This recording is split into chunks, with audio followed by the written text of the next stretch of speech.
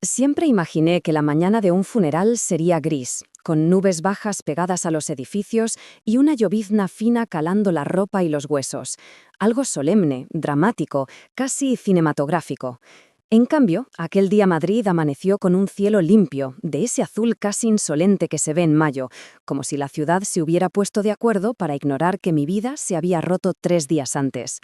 El sol entraba por las persianas del salón en franjas geométricas, dibujando rayas claras sobre el sofá donde Javier y yo nos sentábamos a ver series los domingos por la noche. Esa imagen me atravesó como una punzada. Lo veía ahí, con sus calcetines ridículos de rayas, una manta en las piernas, el móvil en la mano. Y al mismo tiempo sabía, con una claridad terrible, que su cuerpo estaba en un ataúd blanco en un tanatorio al otro lado de la ciudad, maquillado por desconocidos. La casa olía a nada, a lo sumo a limpieza barata. Me di cuenta de que había abierto las ventanas la noche anterior para airear el duelo, como si el dolor fuera humo de tabaco. Pero seguía ahí, denso, pegado a las paredes, a las fotos en las estanterías, a la taza de café que él había dejado en el fregadero la mañana del accidente. Se me secó la boca. Respiré hondo. 1, 2, 3. El vestido negro colgaba de la puerta de nuestro dormitorio como una sombra alargada. Lo había comprado hace años para la boda de una amiga. Nunca pensé que acabaría siendo el vestido del funeral de mi marido. Me lo puse como quien se viste con un uniforme que no ha elegido. Las medias se me engancharon en una uña. Maldije en voz baja. Ese detalle mínimo, estúpido, me pareció una injusticia más, como si el universo, encima de todo, tuviera ganas de burlarse. Me recogí el pelo delante del espejo y no reconocí a la mujer que me miraba. Ojeras marcadas, la piel más pálida de lo habitual, los labios resecos. Tenía cara de haber dormido poco y llorado a ratos desordenados, que era exactamente lo que había hecho. Llamaron al timbre. Era mi hermano, Sergio. ¿Lista?, preguntó, aunque su mirada decía que sabía perfectamente que nadie está listo para enterrar a su marido. Asentí por inercia, porque alguien esperaba un gesto, una señal de que seguía funcionando como ser humano. Cogí el bolso, las llaves, el móvil que no había dejado de vibrar con mensajes de «lo siento mucho» que no sabía ni cómo responder, y salimos al portal. La ciudad sonaba igual que siempre, motos, autobuses, gente con prisa. Me sorprendió que hubiera gente riéndose en la calle. Ese contraste entre mi duelo y su normalidad me dolió de una forma rara, absurda. Me subí al coche de Sergio en silencio. El tanatorio estaba en las afueras, un edificio moderno, demasiado limpio, con cristaleras enormes y un parking siempre lleno. Había pasado por delante cientos de veces sin pensar que pasaba dentro. Ahora lo sabía. En la sala de velatorio nos esperaba la familia de Javier. Su madre fue la primera en levantarse al verme. Me abrazó tan fuerte que por un segundo me faltó el aire. Mi niña, repetía, como si fuera yo la que necesitaba consuelo más que ella. No supe qué decir. Apreté los labios contra su hombro y me dejé abrazar, como quien se aferra a una barandilla en medio de un terremoto. El féretro estaba abierto. Me acerqué despacio, sintiendo cada paso como si el suelo fuera de barro. Su cara estaba tan tranquila que me dio rabia. La muerte le había borrado las arrugas de la frente, el pequeño gesto de preocupación que se le dibujaba cuando miraba el correo del trabajo. Parecía dormido, pero de una forma demasiado ordenada, demasiado limpia. Javier nunca dormía tan quieto. Le habían puesto el traje azul que yo le regalé por nuestro 5º aniversario. Recuerdo la ilusión con la que lo estrenó, girando frente al espejo, haciendo tonterías. Ahora el nudo de la corbata le apretaba un cuello que ya no sentía nada. Posé la mano sobre la madera del ataúd, a la altura de su pecho, donde su corazón había dejado de latir en una carretera de la M40. Estaba frío, demasiado firme, demasiado sólido para ser mi Javier. «Te has ido sin decirme nada», pensé, sin explicarme por qué estabas tan raro estos últimos meses, sin acabar la discusión de la noche anterior. Noté una presión detrás de los ojos, pero me negué a llorar allí, delante de toda la familia, de los compañeros de trabajo que empezaban a llegar, de los vecinos que venían a cumplir porque es lo que hay que hacer. El velatorio avanzó entre pésames automáticos, besos en la mejilla, abrazos torpes y frases que se repetían como un mantra. Qué injusto, era tan joven, la vida es así de cruel, al menos no sufrió. Yo asentía como si fuera una estatua programada para ello, mientras por dentro una voz pequeña y cada vez más insistente repetía: «Pero, ¿por qué iba tan deprisa? ¿Por qué no me llamó antes? ¿Por qué tenía tantas llamadas perdidas en el móvil justo antes del impacto?». Cuando tocó el traslado a la iglesia del barrio, sentí un nudo en el estómago. La parroquia de Santa Elena estaba a 10 minutos andando del tanatorio, pero fuimos en coche. El féretro de Javier viajó en el coche fúnebre, y detrás una pequeña caravana de vehículos con las luces de emergencia puestas. La iglesia olía a cera y a flores. Las coronas blancas que enviaron sus compañeros de la oficina se apilaban alrededor del altar. Lirios, claveles, rosas. El olor era tan intenso que me mareaba. Siempre había odiado ese perfume dulzón de los lirios. Javier, en cambio, decía que le recordaba a la Semana Santa de cuando era niño en Málaga. «Te lo he llenado de flores de tu infancia», pensé, con una ironía que me hizo sentir culpable. Me senté en el primer banco, a la derecha, con la madre de Javier a mi lado, su hermana al otro y detrás una hilera de caras tristes, curiosas, incómodas. El cura nos saludó con esa solemnidad de ceremonia que había repetido tantas veces que ya le salía mecánica. Mientras él hablaba de la muerte, de la esperanza, de la vida eterna, yo miraba el ataúd y solo podía pensar en cosas profundamente terrenales, que Javier siempre dejaba los calcetines tirados al lado de la cama, que discutíamos por quién sacaba la basura, que la noche anterior a su muerte me había mirado con una expresión rarísima antes de irse a dormir.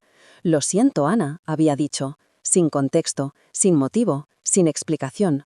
Yo le respondí con un «deja el drama, estás cansado», y apagué la luz. La culpa me mordió el estómago. El murmullo del coro se mezclaba con el susurro de la gente que seguía llegando. De vez en cuando notaba una palmada en el hombro, una mano en la espalda. Me giraba, sonreía de forma automática, agradecía con la cabeza, volvía a clavar la vista en el féretro. Y entonces se abrieron las puertas de la iglesia. El ruido fue el de siempre. Las hojas pesadas de madera abriéndose, el chirrido leve, un golpe de aire algo más frío entrando. Pero de inmediato sentí algo en la nuca, como un instinto. El murmullo del fondo se cortó de golpe, como si alguien hubiera pulsado pausa. Me giré. Una mujer estaba parada en el umbral, recortada contra la luz de la calle. Llevaba un vestido sencillo, oscuro, y el pelo recogido en una coleta imperfecta. Su cara no me sonaba de nada. No era familiar, ni vecina, ni compañera de trabajo de Javier. Nada en ella me resultaba conocido. Nada, salvo el niño que llevaba de la mano. Un niño de unos 5 años, quizás 6. Pantalón vaquero, camisa blanca, zapatillas deportivas con velcro. El pelo castaño oscuro, revoltoso. La piel clara. Una pequeña mancha de nacimiento bajo el ojo izquierdo. El corazón se me paró, porque esa mancha de nacimiento era idéntica a la que tenía Javier en las fotos de cuando era pequeño, porque los ojos del niño, grandes y marrones, tenían el mismo brillo curioso que los de mi marido cuando se concentraba en algo, porque hasta la forma de la boca, ese gesto de duda al mirar alrededor, me resultaba dolorosamente familiar. Alguien detrás susurró: «¡Madre mía!». Otro murmullo, más alto: «Se parece un montón». La madre de Javier, a mi lado, se tensó como si acabaran de clavarle una aguja en la espalda. La mujer del umbral no se movió durante unos segundos, como si estuviera midiendo el terreno, la tensión, las miradas. Luego, con un gesto decidido, empezó a caminar por el pasillo central de la iglesia, arrastrando suavemente al niño. Cada paso sonaba demasiado fuerte en mis oídos. Vi cómo el cura paraba su lectura, desconcertado, y se apartaba ligeramente del atril. Los presentes se giraban uno a uno, siguiendo el avance de aquella mujer como si fuera una aparición. Mi boca se secó. Me incorporé un poco del banco, sin entender aún, pero sintiendo, en lo más profundo, que algo irreversible estaba a punto de pasar. La mujer se detuvo justo delante del féretro. Estábamos a menos de 1 metro de distancia. Podía ver cómo respiraba, muy despacio, como si se obligara a no temblar. El niño levantó la vista hacia el ataúd. «¿Es él?», preguntó en voz baja. Su voz sonó clara, infantil, y sin embargo fue como si alguien hubiera lanzado una piedra contra un cristal. Noté físicamente cómo se rompía algo en el ambiente. «Sí, cariño», respondió ella, con una ternura que me cortó la piel. El murmullo se convirtió en un murmullo más denso, más agudo. Alguien dijo: «No puede ser». Otra persona soltó un «te lo dije», que se hizo pedazos en el aire. Yo apenas respiraba. La mujer levantó la cabeza, me miró, y en ese contacto de segundos supe que no había venido por error. Había elegido este momento, este lugar, esta escena. Tragó saliva. «Mi nombre es Laura», dijo, pero no miraba al cura, ni a la familia, ni a nadie más. Me hablaba a mí. «Y este es Martín». Noté cómo mi estómago se hundía. Martín. Yo conocía ese nombre, no a él, al nombre. Javier me lo había mencionado una vez, hacía años, como uno de esos nombres por si algún día tenemos hijos. Me gustó. Hicimos chistes con eso. Martín si es niño, Lucía si es niña. Casi me reí entonces, no ahora. Laura respiró hondo y alzó la voz lo justo para que la gente de las primeras filas la oyeran y los de atrás se esforzaran por escuchar. Mi hijo es hijo de Javier, dijo, sin rodeos, y no pienso permitir que se le ignore ni en su vida ni en su muerte. El silencio fue brutal.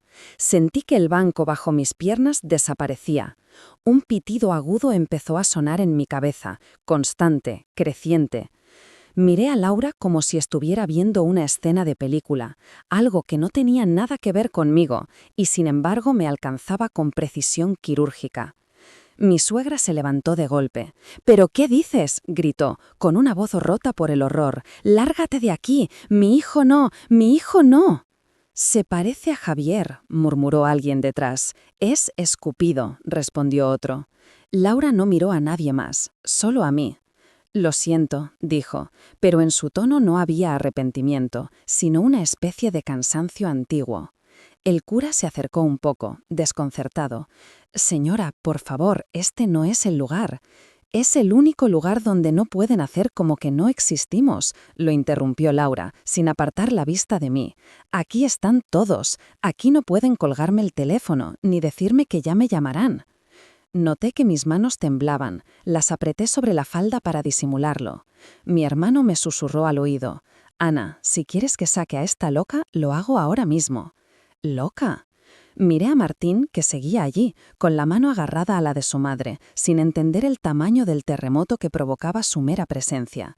Sus ojos se detuvieron en mi cara con curiosidad, no con culpa. Él no sabía quién era yo sí sabía quién era él, o al menos lo intuía con una intensidad dolorosa. Y de pronto me di cuenta de algo. Estaba esperando que yo hablara. Todos. El cura, la familia, los amigos, Laura. La vi en tensión, preparada para una explosión, un grito, una negación visceral.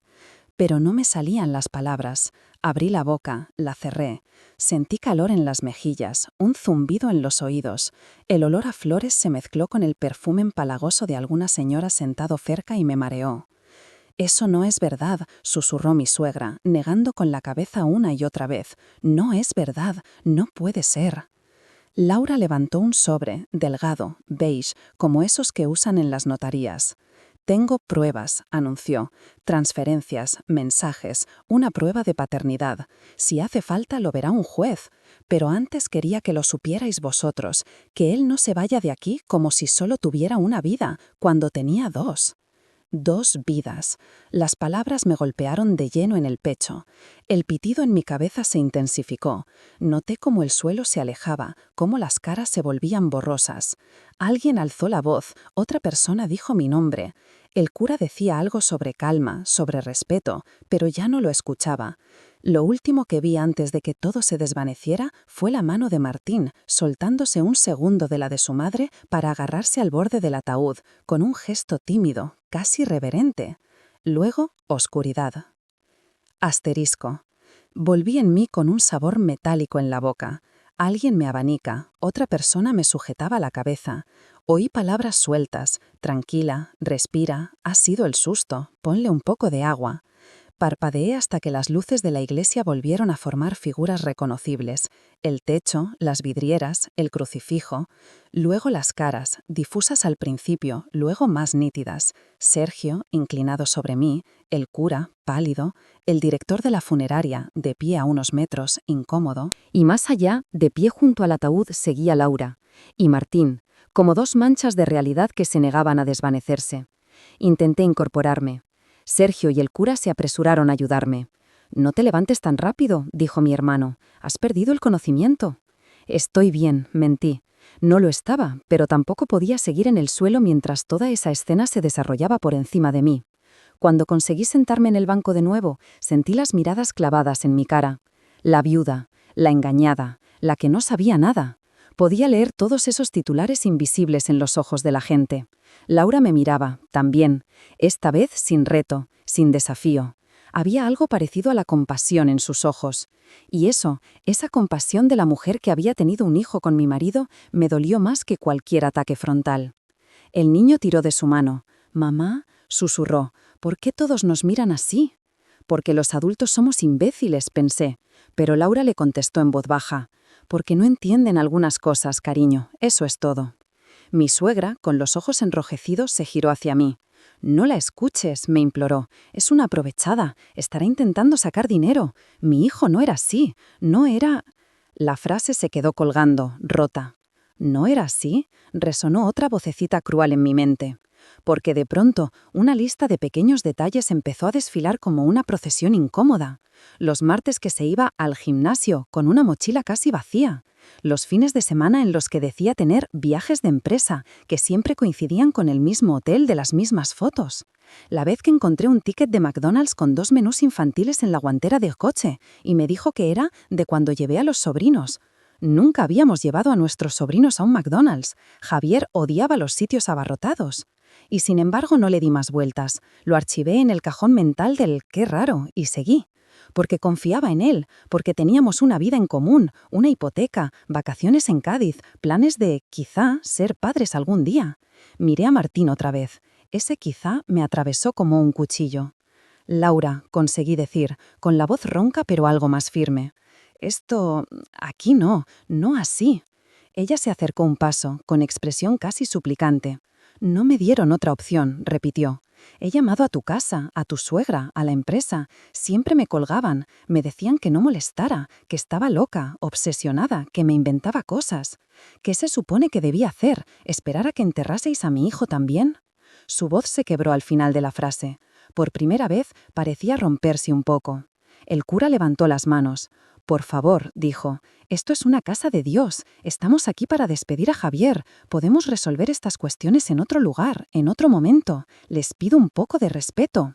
Me dieron ganas de reír. ¿Respeto? Hablaba de respeto en una escena en la que la doble vida de mi marido acababa de estallar en directo. Pero sabía que el cura no tenía culpa de nada. Solo estaba intentando apagar un incendio con un vaso de agua. «Nos vamos», dijo Laura, con un suspiro. «No quiero seguir convirtiendo esto en un circo». Mi suegra soltó un «mejor» lleno de veneno, pero no se movió de mi lado. Laura miró al ataúd por última vez. Sus dedos apretaron la mano de Martín. «Despídete, cariño», le susurró. Martín dio un paso tímido hacia el féretro. Se puso de puntillas, pero aún así apenas alcanzaba a ver algo por encima del borde. «Hola, papá», murmuró. Nadie respiró. «Soy Martín», añadió, como si necesitara presentarse. Noté como algo se rompía dentro de mí de forma definitiva, como si hasta ese momento hubiera una pequeña posibilidad, diminuta, remota, de que todo aquello fuera un malentendido grotesco. Pero no, era su hijo llamándole papá por primera vez en voz alta, delante de todos. Y Javier estaba muerto, y no iba a explicar nada. Martín bajó del pequeño esfuerzo de puntillas y volvió junto a su madre. Se giró hacia mí y me miró con curiosidad. «¿Estás triste?», preguntó. Asentí sin poder hablar. «Yo también», dijo, con una sinceridad desarmante. «Pero mamá dice que es normal». Quise decirle que no era normal nada de lo que estaba pasando, que sí que la tristeza por la muerte de alguien puede ser normal, pero que lo nuestro, lo mío, lo suyo, era otra cosa. No me salió. Solo pude asentir otra vez. Laura me sostuvo la mirada un segundo más, como si intentara comprobar si yo era su enemiga o algo más complejo. Luego dejó el sobrebeis en el banco, a mi lado. «Aquí están las pruebas», dijo en voz baja. «Puedes mirarlas cuando quieras, o puedes tirarlas, pero no vengas luego diciendo que nadie te avisó». Y se marchó. Al principio pensé que todo el mundo se pondría a hablar de golpe, pero el silencio se mantuvo unos segundos más, denso, sofocante. Luego el murmullo volvió a brotar, como agua por una grieta, susurros, hipótesis, chismorreos. El cura, haciendo un esfuerzo casi heroico, retomó la misa. Habló de misericordia, de perdón, de la fragilidad humana. Yo no escuché ni una palabra. El sobrebeis pesaba en mi regazo como si dentro hubiera piedras. Al acabar la ceremonia, la gente se acercó uno a uno, con más pésames, más abrazos, más miradas incómodas. Algunos se hacían los locos, como si no hubieran visto nada. Otros aprovechaban para soltar comentarios disfrazados de consuelo. Hay hombres que son todos iguales. Ya se veía que que él era muy suyo. Lo importante ahora es que tú sigas adelante. Yo asentía, me dejaba besar, agradecía, y por dentro solo tenía una pregunta gigantesca martillando en mi cabeza. ¿Quién demonios era mi marido en realidad? Esa noche, de vuelta en casa, el silencio era aún más espeso que por la mañana. Me quité los zapatos en la entrada y los dejé tirados, algo que siempre le molestaba a Javier. «Parecemos adolescentes», decía, medio en broma.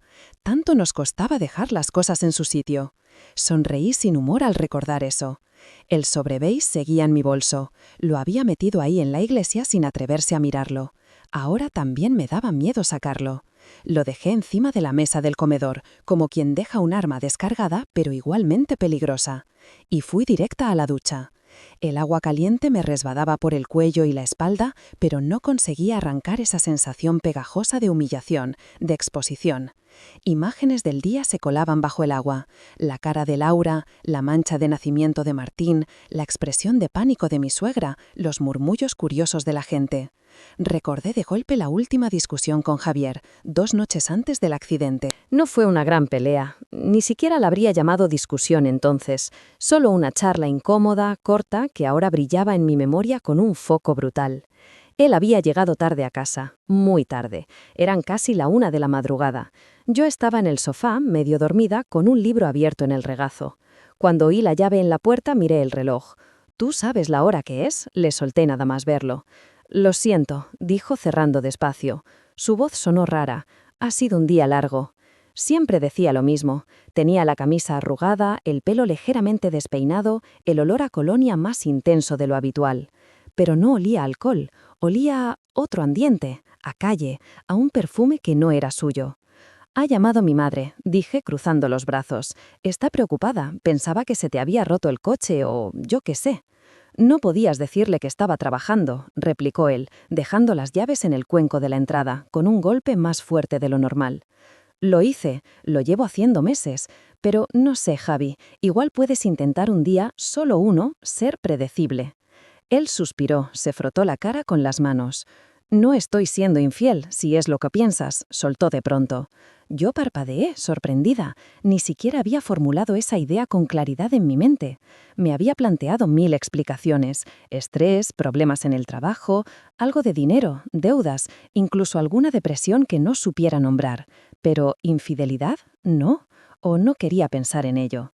«Pues menuda forma de empezar una conversación», respondí, a la defensiva. «Yo no te he acusado de nada». «Pero lo piensas», insistió. «Lo veo en tu cara». «Lo que pienso es que últimamente estás raro, nervioso, que desapareces, que te vas con el coche y no explicas dónde has estado, que llegas con ese olor», hice un gesto vago con la mano, «y que ni siquiera te esfuerzas en tranquilizarme». Él me miró fijamente. Había algo en sus ojos, algo que ahora reconozco como pánico, pero en aquel momento interpreté como puro agotamiento. Se acercó, me tomó de las manos. «Ana», dijo en un susurro, «te juro que no quiero hacerte daño». «Pues vas por muy buen camino», contesté. Él apretó los labios, como si se tragara algo, como si una confesión estuviera a punto de salir y la estuviera empujando hacia abajo. «Hay cosas que he hecho mal», murmuró.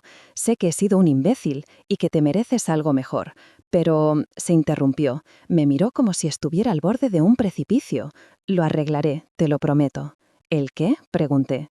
No respondió, solo dijo «lo siento», con una intensidad que ahora entiendo mejor. Me besó la frente, se disculpó otra vez y se metió en la ducha. Yo apagué la luz del salón convencida de que era el típico momento de crisis de la treintena, de esos en los que la gente se replantea su vida. Pensé, ya se le pasará, ya me contará, no hay que dramatizar. 2 días después estaba muerto, y ahora había un niño de 5 años que se parecía a él como si alguien lo hubiera sacado de una foto de su infancia y lo hubiera puesto en color frente a mí.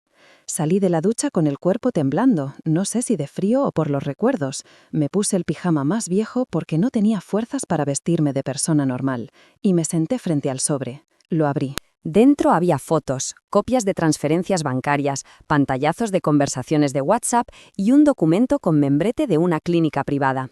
Encima, con letras grandes, prueba de paternidad. Se me heló la sangre. Abrí primero las fotos. Javier sosteniendo a un bebé que no era ningún sobrino. Javier sentado en un banco del Retiro con un niño pequeño, quizá de 2 años, dándole de comer trozos de bocadillo. Javier en un parque de bolas, riéndose mientras el mismo niño se tiraba por un tobogán. En todas las fotos, Javier miraba al niño con una ternura que yo conocía bien. Era la mirada que ponía cuando me veía reír de verdad o cuando me pillaba cantando sola en la cocina. Esa mezcla de amor, orgullo y un poco de adoración tonta. Sentí un nudo inmenso en la garganta. Pasé a las transferencias. Siempre la misma cuenta de destino. Cantidades fijas, todos los meses, algunos años atrás. Conceptos neutros, ayuda, pago mensual, acuerdo. Reconocí la cuenta de origen, una cuenta suya que yo conocía, pero que creía casi sin uso. La típica cuenta vieja de estudiante que mantenía por si acaso. No estaba tan vacía como yo pensaba. Los pantallazos de WhatsApp eran lo peor. No por el contenido en sí, las frases eran cortas, prácticas, a veces incluso frías, sino porque el tono entre líneas era el de alguien gestionando una vida paralela. Te paso el dinero mañana. ¿Puedes llevarle tú al pediatra esta vez? Lo siento, hoy no puedo ir, dile que le mando un beso. Preguntó por ti. Ya lo sé, no me recuerdes lo que ya hago mal. Y luego mensajes más antiguos cuando Martín era bebé. Está precioso, se te cae la baba. No deberías mandarme fotos a estas horas, estoy en casa y si las ve Ana. Tuve que parar ahí. El nombre escrito me dolió de una forma especial. Volví al documento de la clínica. Leí despacio como si leer más rápido pudiera hacerlo menos real. El resultado era claro. Javier era el padre biológico de Martín, con un porcentaje de probabilidad cercano al 100%. La fecha del documento era de hacía 3 años. Lo sabía. Hacía 3 años que lo sabía. Me quedé mirando ese papel como si fuera un texto en otro idioma. 3 años. 3 años viviendo conmigo, compartiendo cama, mesa, vacaciones, mientras llevaba otra vida, otra casa, otro niño, otras responsabilidades, otro pedazo de conciencia. No sentí rabia al principio, sentí un vacío tan grande que todo lo demás quedó suspendido. Volví a pensar en los pequeños detalles, los martes del gimnasio, los fines de semana de congreso, la forma en que se tensaba cuando sonaba el móvil y se iba al pasillo diciendo «es del trabajo», hablaba en voz baja y volvía con mirada esquiva. Había tenido el puzzle delante de mí todo ese tiempo, con todas las piezas tiradas por encima de la mesa, y nunca se me ocurrió montarlo, porque confiaba, porque preferí no mirar de cerca las aristas que desentonaban, porque era más cómodo creerse una historia bonita que enfrentar el caos real. Me levanté de golpe, con un impulso casi físico de huir de mis propios pensamientos. Di vueltas por el salón, pasillo arriba, pasillo abajo, como una fiera encerrada. Acabé de nuevo frente a la mesa, donde además del sobre beige ahora estaba otro elemento, el móvil de Javier. Llevaba días en un cajón, cargándose y descargándose solo, como una criatura apagada que nadie se atrevía a despertar. La policía nos lo devolvió junto con las llaves del coche, la cartera y el reloj. Lo cogí, lo encendí. El código de desbloqueo lo conocía, era mi fecha de cumpleaños. Otra ironía cruel. Entré en los mensajes, en WhatsApp, en el correo. Una parte de mí se sentía sucia, invadiendo su intimidad. Otra parte pensaba que su intimidad había sido el arma con la que había destruido la mía. Encontré el chat con Laura. No se llamaba Laura, claro. Estaba bajo el nombre L, sin foto de perfil. Muy discreto. Leí hacia atrás. Te mando las notas del cole. Hoy ha dormido con tu camiseta. No te imaginas la cara. Me duele todo esto, Javi. No quiero ser tu sombra. Déjame pensar, por favor. No puedo con todo. Más atrás, mensajes de hace años, cuando todo empezó. Ha salido positivo. ¿Estás segura de que es mío? Hazte la prueba conmigo, no seas cobarde. Si sale que sí, no voy a desaparecer, te lo prometo. Mi estómago dio otra vuelta. En otro chat sin nombre, solo un número desconocido, encontré algo más inquietante. El tono no tenía nada que ver con el de Laura. No había cariño, ni complicidad, ni reproches íntimos. Había amenaza, insistencia. Tienes que decirle la verdad a tu mujer. No puedes seguir así. Si no lo haces tú, lo haré yo. Ya tienes el sobre para la prueba, no puedes seguir fingiendo que no existe. Me fijé en la fecha de los últimos mensajes. Eran recientes, muy recientes, algunos de apenas un día antes del accidente. El último decía, mañana hablo con ella, te lo juro, pero no vengas a buscarme a casa, no metas a mi familia en esto. El siguiente, procedente de ese mismo número desconocido, era, te queda poco margen, Javier, no voy a seguir esperando. Y ya no había más. Cerré los ojos. El móvil pesaba como un ladrillo en mi mano. Además de Laura y Martín, había otra persona, otra historia, otra amenaza, otra posible vida rota. Y Javier, en medio, ahogándose por su propia falta de valor. La cabeza me daba vueltas. Me senté en el sofá con el móvil aún en la mano, y sin pensarlo, abrí el buzón de voz. Había un mensaje sin escuchar del día del accidente. El corazón me dio un vuelco. Al pulsar escuchar, su voz llenó el salón. Ana. Sonaba agitado, como si estuviera conduciendo. Se oía ruido de fondo, un coche acelerando, una radio lejana. No sé por dónde empezar. He sido un idiota. Tenías razón en todo. Hay cosas que te tenía que haber contado hace mucho, y ya no puedo más. No quiero seguir mintiéndote. No quiero vivir así. Hizo una pausa. Se oyó un claxon, unas voces apagadas. Solo quería decirte que lo siento, que si me odias lo entenderé, que si te vas lo entenderé. Pero prefiero eso a seguir escondiendo esto. No especificaba. Hoy voy a arreglarlo todo, te lo prometo, hoy. Otro pitido de coche. Un golpe. Ana, tengo miedo, añadió, en un susurro que me heló. Si supieras la mitad de... El mensaje se cortó. Miré el móvil atónita, como si fuera un animal que acabara de morderme. Nadie me había dicho que tenías miedo, murmuré. Nadie me había dicho que ibas camino de arreglar algo. Solo me dijeron que ibas demasiado rápido, que perdiste el control, que fue un accidente. De repente, la explicación oficial me supo a papel mojado. ¿Qué estaba haciendo Javier exactamente esa mañana? ¿A quién había ido a ver? ¿De qué huía? ¿Hacia dónde corría? Miré alrededor. La casa seguía siendo la misma, pero ya no la reconocía. Todos los objetos tenían ahora una sombra, un eco de mentira. Las fotos de viajes que no sé si hacía pensando en otra familia. El perchero de la entrada donde colgaba su chaqueta cuando venía de ver a Laura y Martín. La cama donde dormía después de darle un beso a otro niño que no era nuestro. Me levanté con un impulso casi violento. Cogí el sobre beige, el móvil, el documento de la clínica y los apilé. Esto era demasiado grande para gestionarlo sola, en silencio, entre cuatro paredes. Tenía que hablar con alguien que hubiera conocido a Javier no como mi marido, sino como la persona que se presentaba en el trabajo, en los cafés con amigos, en ese mundo en el que yo solo entraba a medias. Marqué el número de Juan, su compañero más cercano, con el que llevaba años saliendo a comer casi a diario. Él le conocía de otra manera. Él habría visto cambios en los últimos meses. Contestó al tercer tono. «Ana», dijo, con una mezcla de alivio y precaución. «Llevo días pensando en llamarte, pero no sabía si... Necesito preguntarte algo», lo corté, con menos ceremonias de las que habría tenido en otro momento. «Y necesito que me digas la verdad, toda». Silencio. «No sé si soy la persona indicada para... ¿Sabías lo de Martín?», solté. Me daba igual saltarme el orden lógico. No podía con más rodeos. Otro silencio. Luego un suspiro. «Sí», admitió, al fin. «Lo sabía». La confesión no me sorprendió tanto como habría esperado, quizá porque una parte de mí ya contaba con ello, pero dolió igual. «¿Desde cuándo?», pregunté, apoyándome contra la pared para no caerme. «Desde que nació, más o menos. Vino hecho un flan un día a la oficina, me lo contó. Dijo que había metido la pata, que no sabía cómo gestionar aquello. ¿Y tú qué le dijiste?». «Que te lo contara». Su voz tenía un regusto amargo. Una y otra vez. Cada vez que se quejaba de lo agobiado que estaba, yo le repetía lo mismo. «Cuéntaselo a Ana. No puedes llevar esta doble vida sin que al final explote».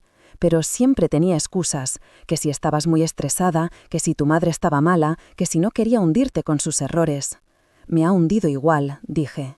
«Lo sé», murmuró, «y no sabes cuánto lo siento. Te juro que intenté...». «No eres tú el que tenía que haberlo hecho», le corté. «Era él». Hubo otro breve silencio. «Últimamente estaba muy mal», añadió Juan, «más de lo habitual. No dormía, venía al trabajo como un zombi. Se equivocaba en cosas en las que nunca fallaba. Un día lo encontré llorando en el baño. Javier, el tío que siempre tiraba de humor negro para todo, llorando». Aquella imagen me resultó tan ajena y tan real a la vez que me dejó sin palabras. «¿Te dijo por qué?», conseguí preguntar. Dijo que sentía que se le caía todo encima, que había más cosas además de Martín. No entró en detalles, pero mencionó una prueba, que no se atrevía a hacerla o a entregarla, no lo recuerdo bien. La mitad del tiempo hablaba como si estuviera discutiendo consigo mismo. Miré el documento del segundo test, el que venía en blanco, sin resultado.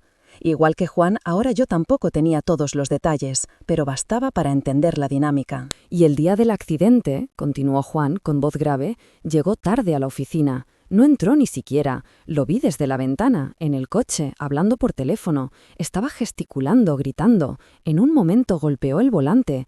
Pensé en bajar, pero sonó un aviso y me fui a una reunión. Luego, bueno, ya sabes. El pecho me dolía. Era como si cada frase fuera una piedra más encima. ¿Sabes con quién hablaba?, pregunté. No, pero no era Laura. Lo habría reconocido por el tono. Sonaba más tenso, distinto. No como una discusión de pareja, sino como alguien acorralado. Un escalofrío me recorrió la espalda. Juan, dije despacio, ¿crees que el accidente fue eso? ¿Un accidente? Él tardó en contestar. Quiero creer que sí, murmuró, por fin. Pero también creo que iba conduciendo con la cabeza en otro sitio, que estaba huyendo de algo, o corriendo hacia algo. No sé cuál de las dos opciones es peor. Colgué al poco rato, saturada. Sentía que cada información nueva abría 3 heridas más. Estaba agotada, pero la mente no dejaba de dar vueltas. Fui a la cocina a por un vaso de agua. Al volver al salón, vi algo que no tenía claro si antes estaba ahí. El informe de la policía sobre el accidente, en la mesa baja. La carpeta azul que me dio el agente la primera noche, cuando todavía estaba en shock, había quedado olvidada. La abrí con dedos torpes. Leí: velocidad inadecuada, pérdida de control, impacto contra la mediana. Datos técnicos fríos, pero entre ellos una línea me llamó la atención. El análisis de huellas en el volante y el estudio de los neumáticos indican una maniobra brusca de esquiva inmediatamente antes del impacto, compatible con la reacción ante un obstáculo imprevisto. Obstáculo imprevisto. No decía coche, no decía animal, no decía nada, solo un obstáculo. Algo que le hizo girar el volante de golpe. Recordé la voz de la gente cuando me entregó el informe. Neutra, profesional, casi robótica. No se detuvo en detalles. Yo tampoco pregunté. Estaba demasiado ocupada intentando entender cómo se seguía respirando después de ese tipo de noticia. Ahora me preguntaba por todo lo que no me dijeron, porque nadie pensó que fuera relevante para la viuda. Miré la hora en el móvil, las 9:00. Antes de pensarlo demasiado, marqué el número de la comisaría que aparecía en el informe y pedí hablar con el agente que llevaba el caso.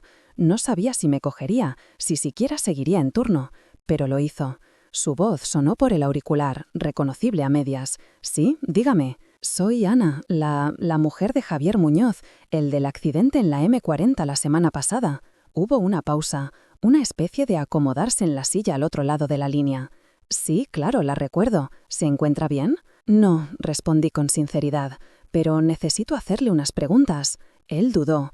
Intentaré ayudarla en lo que pueda. Respiré hondo. En el informe pone que hubo una maniobra de esquiva antes del choque. ¿Se sabe qué intentó esquivar? Pareció sorprendido por la precisión. No se encontró nada en la calzada cuando llegamos, explicó. Ni restos de otro vehículo, ni de animal, ni ningún objeto. Pero por las marcas está claro que no fue un simple despiste. Giró el volante con mucha fuerza, en el último segundo. ¿Como si hubiera alguien delante? No dijo que sí, pero tampoco dijo que no. Es una posibilidad.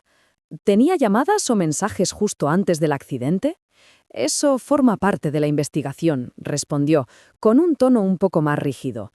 Se analizó su teléfono, sí, vimos que había llamadas recientes y mensajes sin leer, pero ¿de quién eran? Señora, no estoy autorizado para darle esos detalles.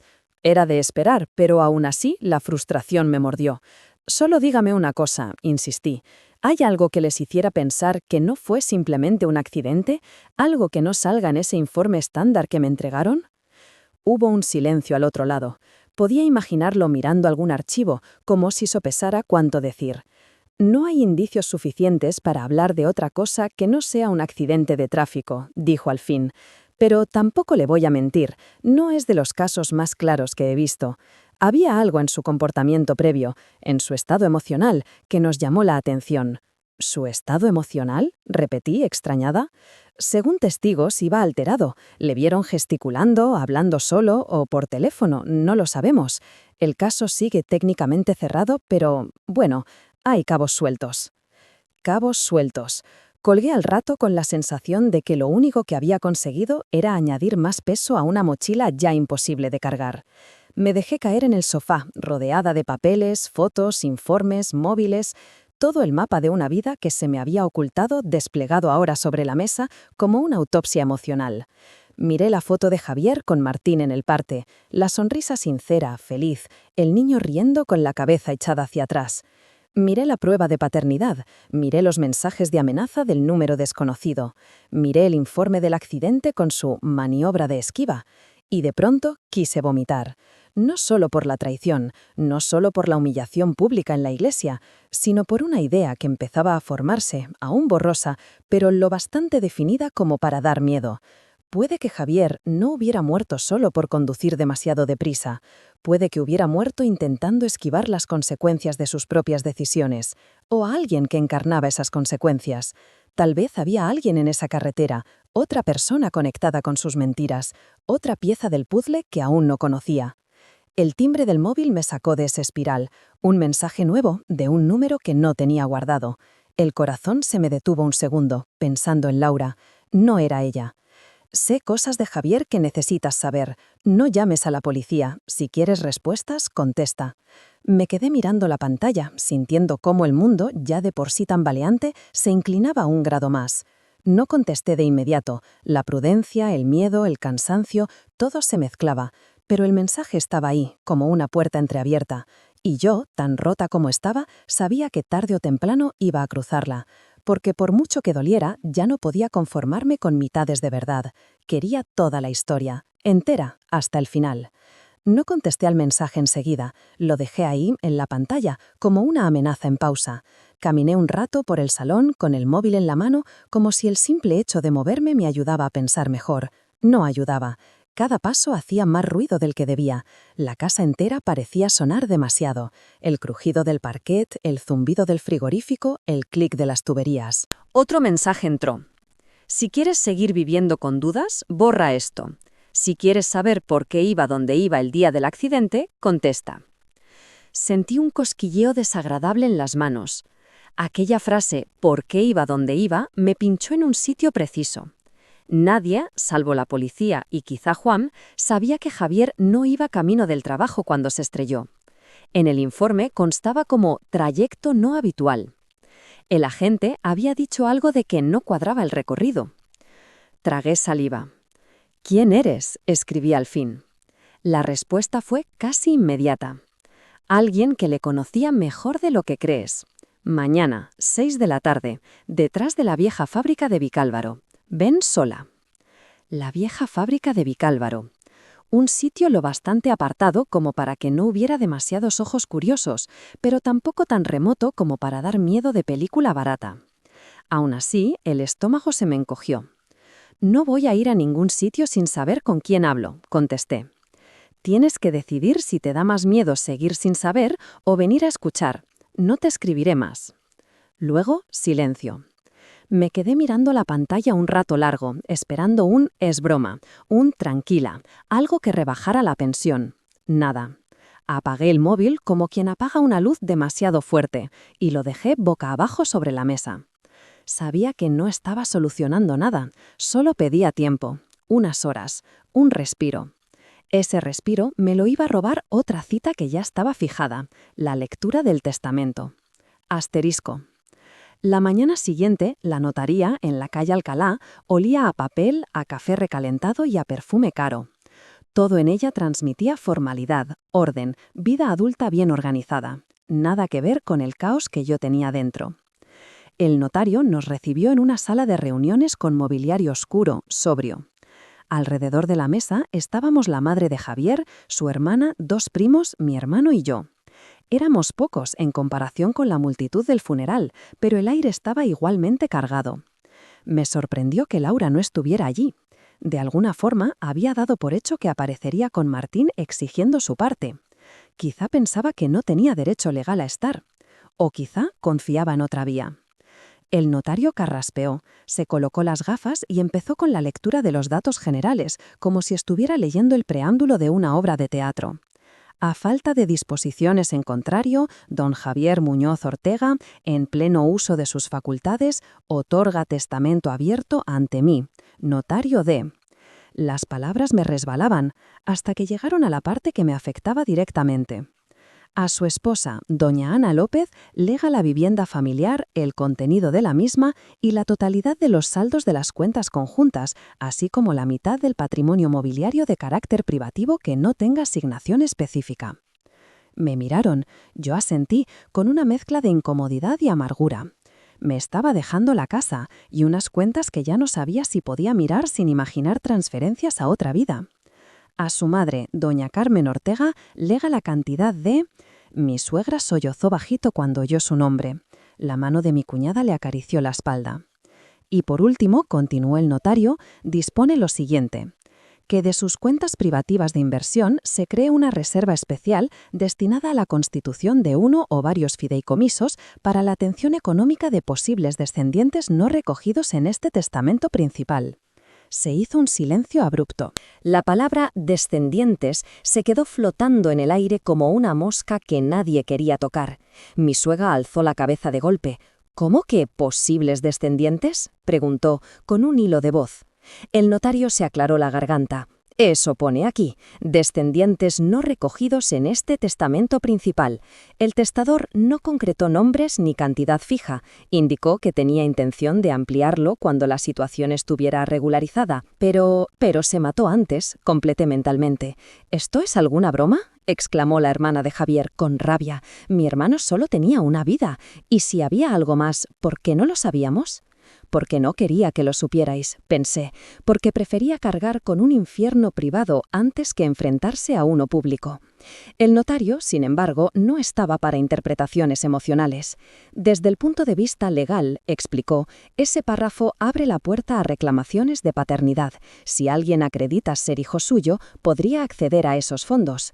La imagen de Martín, con su mancha de nacimiento, se me vino a la mente con una claridad dolorosa. ¿Y si hay más de uno?, preguntó mi hermano, quizá pensando lo mismo. Entonces se repartirían según decida el juez o según se acuerde entre las partes, respondió el notario con frialdad técnica. Mi suegra se tapó una boca con la mano. No, murmuró. Esto es un error, mi Javier, no. Yo no dije nada. No podía, no quería empezar esa batalla ahí, en aquella mesa, delante de todos, con el documento de la prueba de Martín en el bolso. El notario siguió hablando de plazos, de aceptaciones de herencia, de impuestos. Yo dejé de escuchar. Solo oía el latido insistente de mi propio corazón y el zumbido de la palabra descendientes martillando en mi pensamiento. Al terminar, cuando salíamos de la sala, el notario me pidió unos minutos a solas. El resto se adelantó hacia el pasillo. Cerró la puerta. Sé que no es el mejor momento, dijo, con una incomodidad sincera, pero tengo que enseñarte esto. Sacó una carpeta aparte. Tu marido pidió cita hace unas semanas para modificar el testamento, continuó. Quería incluir a alguien más, con nombre y apellidos. No llegamos a firmar el nuevo documento, porque murió antes de que se celebrara la cita, pero dejó notas. Desplegó unas hojas. Reconocí la letra de Javier al instante, con su forma inclinada de escribir la R y la F. No me hizo falta leer mucho para entender. Ahí estaba el nombre de Martín, y una instrucción básica, garantizar que no le falte nada. El problema, añadió el notario, es que sin firma y sin protocolo esto no tiene validez directa. Sirve como indicio, pero nada más. Tendrán que ser los jueces quienes decidan. Asentí, sintiendo la cabeza pesada, como si me la hubieran llenado de arena. Gracias, dije, sin saber muy bien de qué le estaba dando las gracias, tal vez por no adornarlo, por no intentar maquillar nada. Salí de la notaría con esa carpeta en la mano, sumándola al arsenal de verdades a medias que ya tenía en casa. En la calle, el viento olía a tubo de escape y a castañas asadas de un puesto cercano. Ese contraste entre la vida que seguía, con su otoño madrileño habitual, y mi realidad, que parecía un guión con giros cada vez más extraños, me producía una especie de mareo moral. Sergio se acercó. ¿Estás bien?, preguntó, otra vez. No lo sé, contesté. Era lo más honesto que podía decir. En lugar de ir directamente a casa, cogí el metro hasta un barrio al otro lado de la M30. Laura me había mandado su dirección tras el funeral, sin presionarme, con un «por si algún día quieres hablar conmigo» sin todo ese circo alrededor. No tenía muy claro si quería hablar con ella, pero sí sabía que no quería enterarme de nada más a través de terceros, de papeles o de notarios. El portal era de estos viejos reformados, con un ascensor minúsculo y paredes recién pintadas en beige. Subí al cuarto piso con el corazón acelerado. Laura abrió casi al primer timbrazo. Llevaba un moño deshecho y una sudadera ancha. Tenía ojeras profundas. Aún así me sonrió, con una timidez extraña. «Pensé que igual no venías nunca», dijo. «Yo también», respondí. Nos quedamos mirándonos un momento incómodas. Dos mujeres que, en cualquier otra circunstancia, quizá habrían coincidido en un taller, en una biblioteca, en un bar y se habrían caído bien. El universo había elegido otro tipo de encuentro para nosotras. «Pasa», dijo al fin, apartándose. El piso era pequeño pero acogedor. Juguetes por el suelo, dibujos pegados en la nevera, una planta medio muerta en la ventana. Había un olor suave a guiso de lentejas y detergente. Martín apareció del pasillo con una camiseta de superhéroes y un chorro de chocolate en la comisura de los labios. «Hola», dijo, sin rastro de timidez esta vez. «¿Tú eres la chica del entierro?» «Sí», contesté, incapaz de encontrar un término mejor. «Soy Ana». «Mi mamá dijo que eras importante», añadió, como quien comenta que el panadero trae pan. Pero no me explicó por qué. Me sentí con ganas de llorar. «Importantísima», pensé con ironía. «Lo bastante como para que tu padre eligiera mentirme a mí y a ti a la vez». «No pasa nada», dije. «Es un poco lío de mayores». Él hizo un gesto de resignación exagerada, como si estuviera harto de que todo se resumiera en cosas de mayores. «Ven, Martín, deja a Ana respirar», intervino Laura. «Ve a terminar los deberes de mates». «Jo», protestó, pero obedeció arrastrando los pies. Nos sentamos en la mesa de la cocina. Laura sirvió 2 cafés, sus manos temblaban un poco igual que las mías. «Fui a la notaría», empecé. «Lo sé», asintió. Me llamó el notario para decirme que me recomendaba buscar abogado. Que Javier había dejado constancia de sus intenciones, aunque no legalmente cerradas. Supongo que es su forma de decir «no te estás inventando nada», sin involucrarse demasiado. Asentí. «No he venido a hablar de dinero», puntualicé.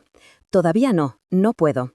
He venido porque no puedo seguir montando esta historia solo con recortes sueltos. Necesito que alguien me da cuenta de principio a fin. Y creo que tú eres la única que conoció la otra mitad». Laura bajó la mirada hacia su taza. «Lo de que conocí la otra mitad suena mejor de lo que fue», murmuró. «Yo también conocí cachos. Él repartía sus verdades como cartas. A cada una nos daba un trozo del mazo, pero nadie tenía la baraja completa». Su comparación era tan precisa que me hizo daño. «¿Cómo empezó todo?», preguntó. Respiró hondo. «Nos conocimos en una cena de unos amigos comunes», dijo. «Yo trabajaba con una chica de su oficina, la típica quedada de viernes que se alarga. Él dijo que estaba soltero. No sé si tú y él estabais peleados en ese momento, si estaba enfadado, si simplemente mentía por inercia. La cuestión es que empezamos a quedar. Al principio era algo suelto. Cañas, cine, un concierto en la Riviera. No me pareció sospechoso que no me hablara demasiado de su vida. Tampoco es que yo soltara información a la primera. Un día me habló de ti. De pasada. Dijo que había estado muchos años con alguien, pero que se habían distanciado. Lo dijo en pasado, como si aquello estuviera ya cerrado. Cuando le pregunté si seguíais en contacto, dijo que no. Me lo creí, porque no iba a hacerlo. Parecía muy normal. Demasiado normal, quizá. Se rió sin alegría. Luego me quedé embarazada. Él se puso blanco cuando se lo dije. Parecía una escena de película cutre. Se levantó, se sentó, dio vueltas por el salón. Decía que no era el momento, que tenía que organizar su vida, que yo merecía a alguien que estuviera 100%, bla, bla. Le dije que no iba a obligarle a nada, que si no quería estar, no estaría, pero que yo a ese niño lo iba a tener. La voz le tembló un poco al recordar aquello. Se recompuso. Desapareció un par de semanas.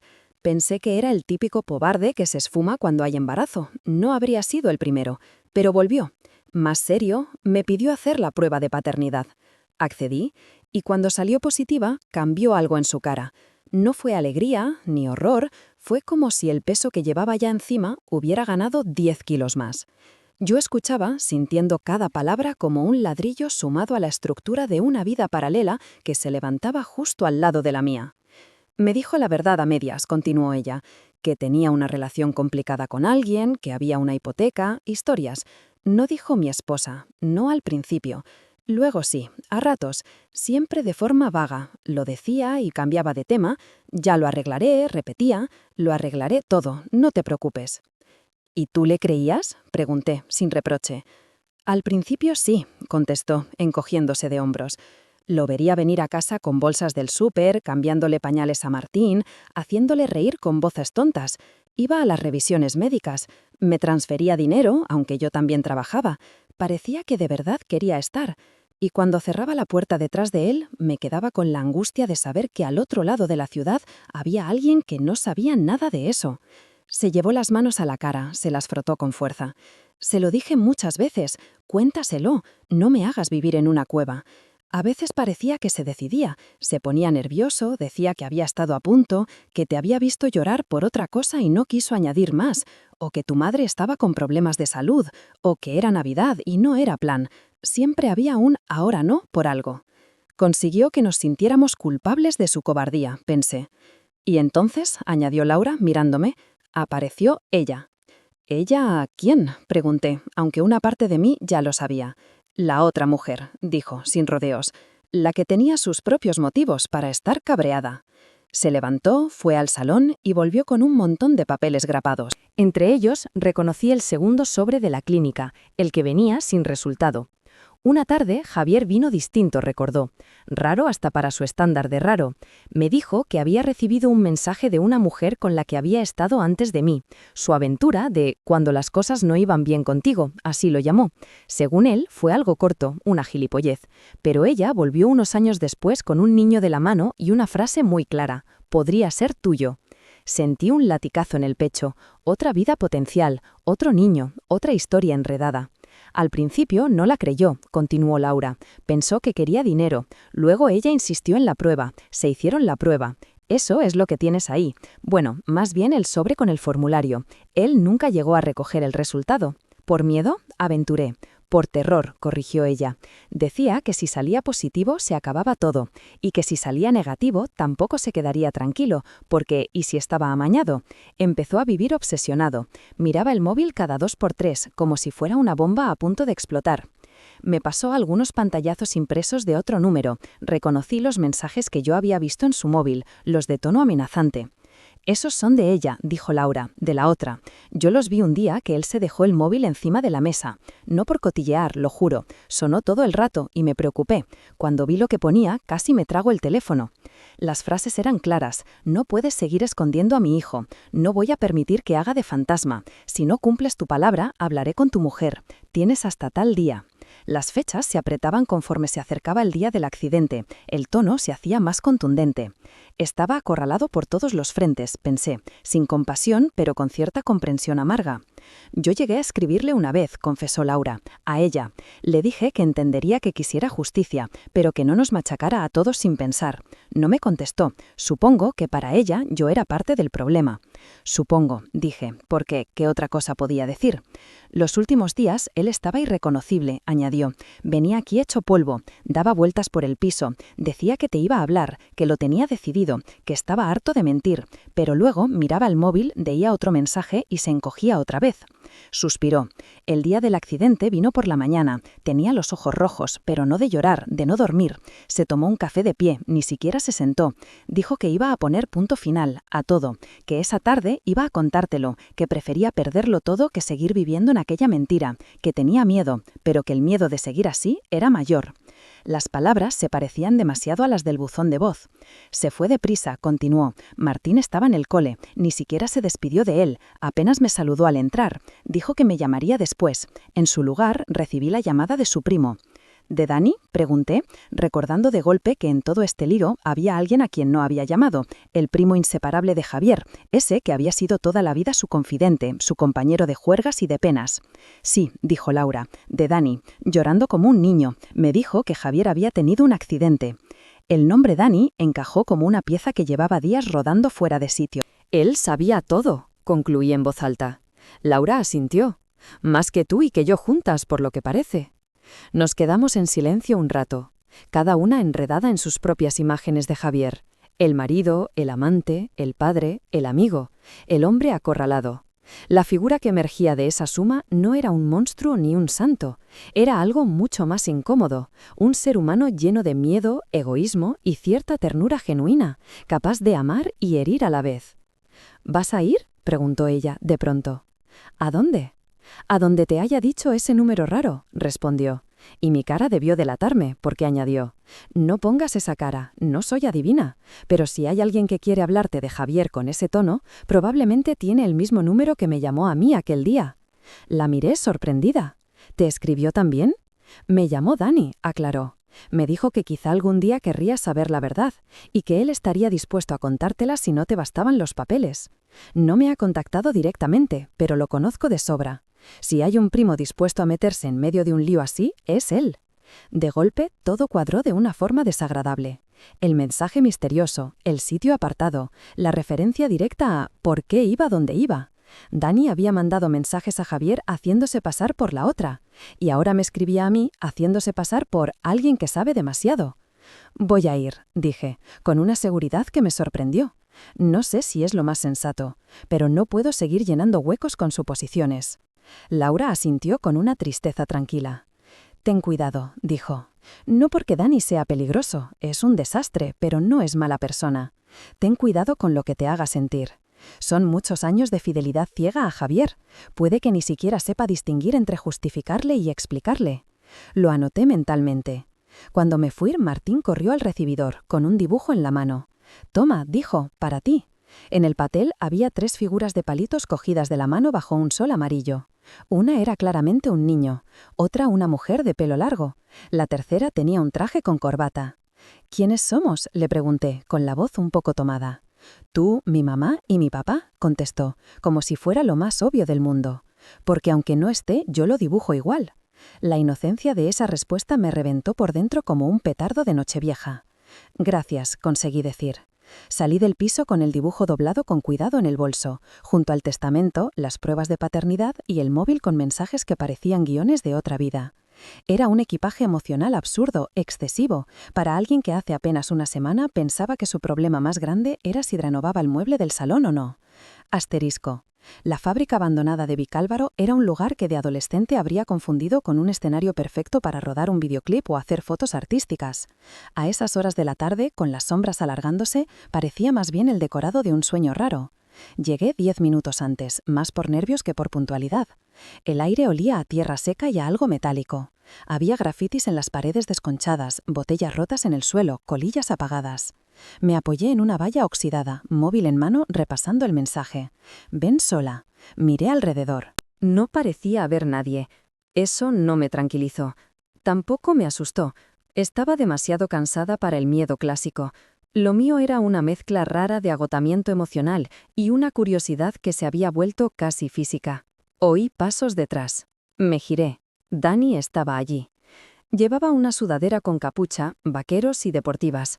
Tenía la barba más descuidada de lo habitual y las ojeras profundas. Pero era él, el primo pesao que venía a cenar los sábados, el que contaba anécdotas ridículas de instituto, el que se emborrachó con Javier la noche de nuestra boda. «Joder, Ana», dijo, con una media sonrisa miserable. «Has adelgazado». «No estamos aquí para comentar mi dieta, Dani», respondí, cruzándome de brazos. Mi tono salió más frío de lo que esperaba. Su sonrisa se deshizo. Asintió. «Ya», murmuró, «tienes razón». Nos quedamos unos segundos mirándonos, midiendo el terreno, intentando decidir si seguíamos siendo familia o si esa palabra se había roto entre los restos del coche de Javier. «¿Por qué no me llamaste tú directamente?», pregunté. «¿Qué necesidad tenías de este teatrillo del mensaje anónimo, la fábrica abandonada y el ven sola?» Se encogió de hombros apretando los labios. «Porque sabía que si veías mi nombre lo ibas a mandar a la mierda», dijo sin rodeos. «Y con razón, porque llevo años callándome cosas que tú tenías derecho a saber». Su sinceridad me pilló a contrapié, aunque no me ablandó del todo. «Pues empieza a hablar», dije, «porque llevo días montando un puzzle con piezas sueltas y estoy harta de ponerle imaginación». Dani metió las manos en los bolsillos y soltó el aire por la nariz. «Lo sabía todo, Ana», empezó. «Lo de Martín, lo de antes de Martín, lo de la otra. Lo sabía casi desde el principio». «Y aún así te tomabas cañas conmigo los domingos como si nada», pensé sin decirlo. «Al principio pensaba que era una de sus cagadas de siempre», continuó. «Javi nunca fue un santo, lo sabes, pero también era de los que se agobiaban a muerte por cualquier cosa. Pensé, la ha liado, pero la va a arreglar. Cuando me dijo lo de la prueba con Laura, me pareció grave, sí, pero solucionable. Le insistí en que te lo contara. Muchas veces, te lo juro. Como Juan, pensé, Todos sabían, todos recomendaban, él lloraba, se agobiaba, pero no hacía nada. Luego apareció lo otro, dijo Dani, bajando un poco la voz. La historia de antes, el desliz con la otra tía. Cuando me contó que podía haber otro niño por ahí sí que vi que esto ya no era la típica cagada que se arregla con flores y un lenguaje corporal humilde. Sacó del bolsillo una carpeta transparente, arrugada por el uso. «Es esto», dijo, tendiéndomela. Dentro había lo que ya había visto en casa, la solicitud de prueba de ADN, con el nombre de una mujer y el de menor de edad X. El resultado, sin abrir. El sobre seguía cerrado. «¿Sabes quién es ella?», pregunté. Dani negó con la cabeza. «Sé el nombre que él me dijo, pero no la he visto nunca. Solo sé que le apretaba, mucho, que le mandaba mensajes a todas horas, que le amenazaba con ir a verte, con presentarse en tu casa, en su trabajo, donde fuera». «¿Y tú qué pintas exactamente en todo esto?», pregunté, cada vez más tensa, porque no me creo que solo estuvieras de oyente. Bajó la mirada, avergonzado. «Intenté hacer de conciencia», murmuró. «Mala idea, visto lo visto. Le mandé mensajes haciéndome pasar por ella a veces para meterle presión. Pensaba que si se veía contra las cuerdas daría el paso, que vendría a contártelo antes de que se rompiera algo peor. Soy idiota, lo sé».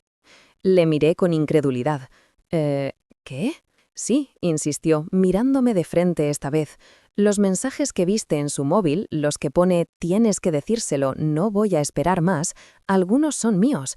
No todos, pero muchos. Él lo sospechaba, a veces me lo echaba en cara. Yo le decía que no importaba quién los escribiera, el problema estaba ahí igual. Me entraron ganas de darle una bofetada. No lo hice, pero creo que mi cara debió expresar suficiente violencia como para que retrocediera un poco. «Pensabas que eras la conciencia moral del drama, pero estabas jugando a ser guionista cutre», escupí. «Te metiste en medio de algo que ya era un desastre, y encima lo hiciste escondiendo la mano». «Sí», concedió, «y no voy a pedirte que lo entiendas ni que me perdones, solo que escuches lo que pasó el día del accidente, porque yo estaba allí, no en la carretera, pero casi». Mis músculos se tensaron, mi cuerpo se puso en alerta, aunque mis pies siguieran quietos. «El día del accidente, Javier vino a mi casa por la mañana temprano», empezó.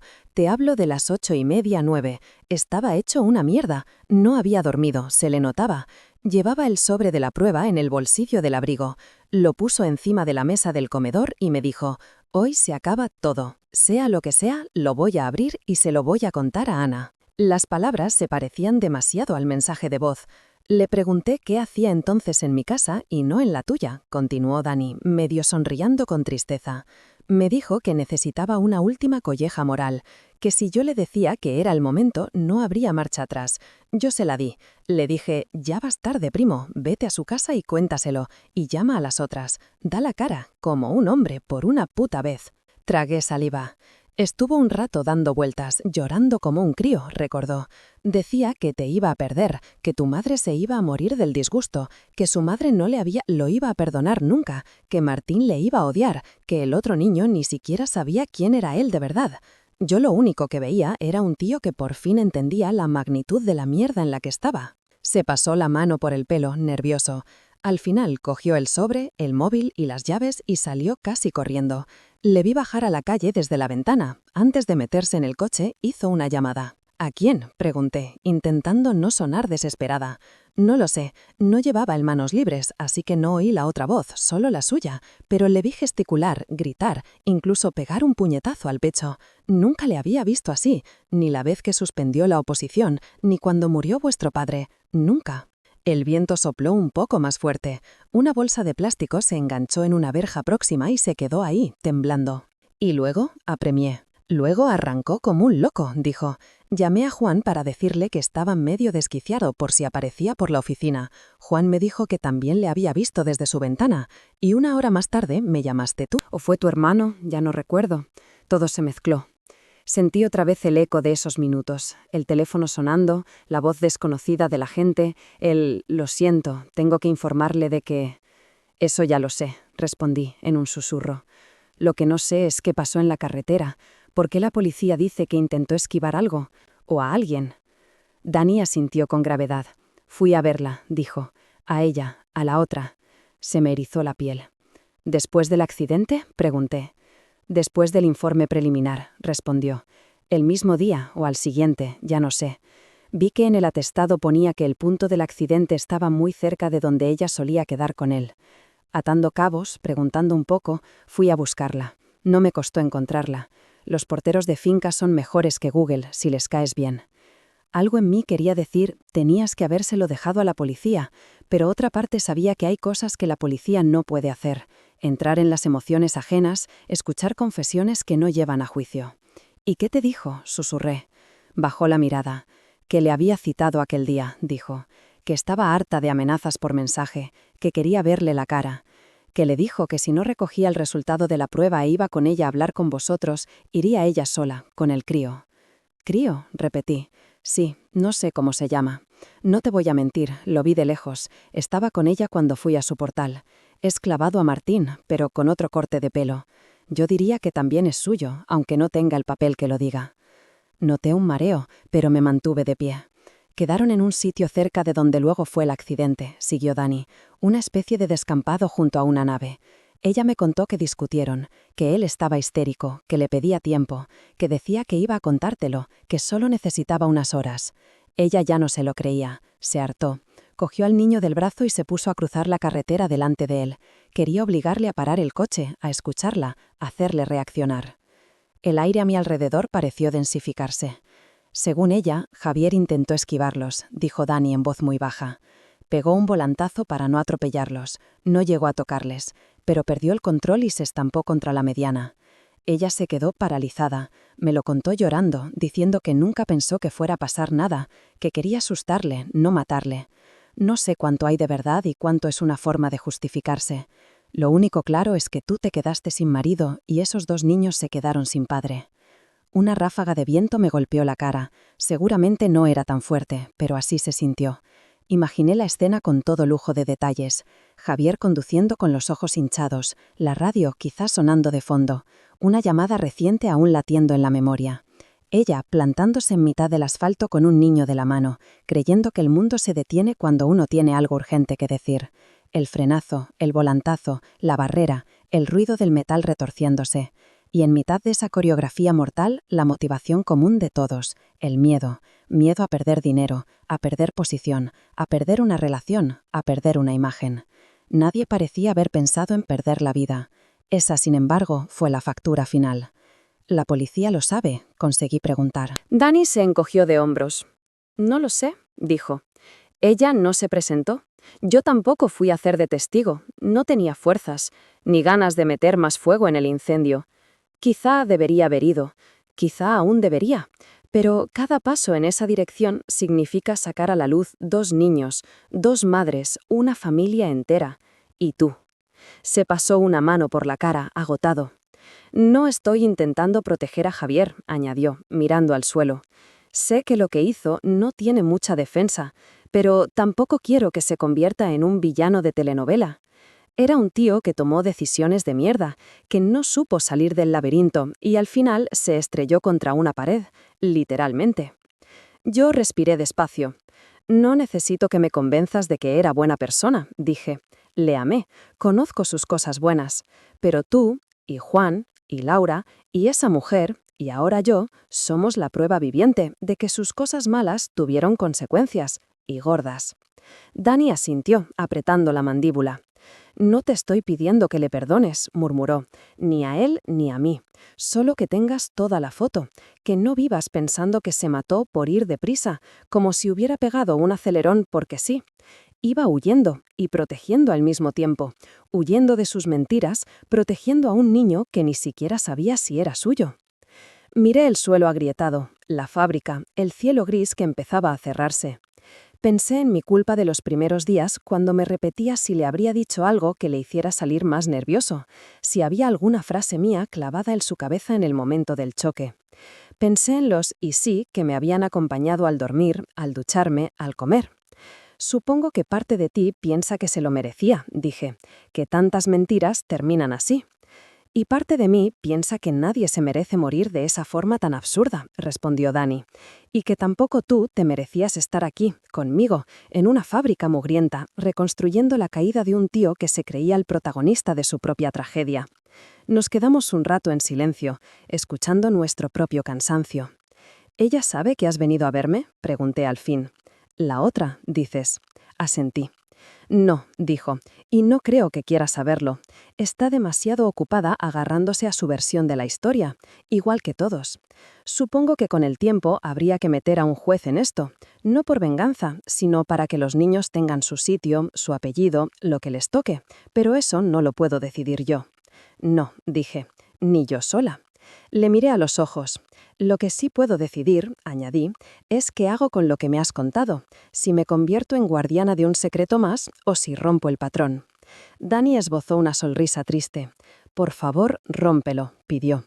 Ya está bien de hombres Muñoz guardando cosas hasta reventar. Por primera vez desde su muerte sentí una especie de calidez rara. No hacia Javier, ni hacia Dani, ni hacia ninguna de las otras piezas. Hacia mí misma. Una especie de voz diminuta que decía: puedes salir de esto sin convertirte en escombro permanente. Nos despedimos con un abrazo torpe, a medio camino entre la familia y el arrepentimiento. No supe muy bien qué etiqueta ponerle. Cuando me quedé sola, apoyada otra vez en la valla oxidada, miré el cielo un momento. No esperé señales, pero sí pensé algo con una claridad nueva. Javier ya no podía hacer nada por reparar sus errores. Estaba muerto. Los únicos que podíamos hacer algo ahora éramos los vivos, y entre esos vivos había 2 niños que no tenían culpa de nada. Asterisco.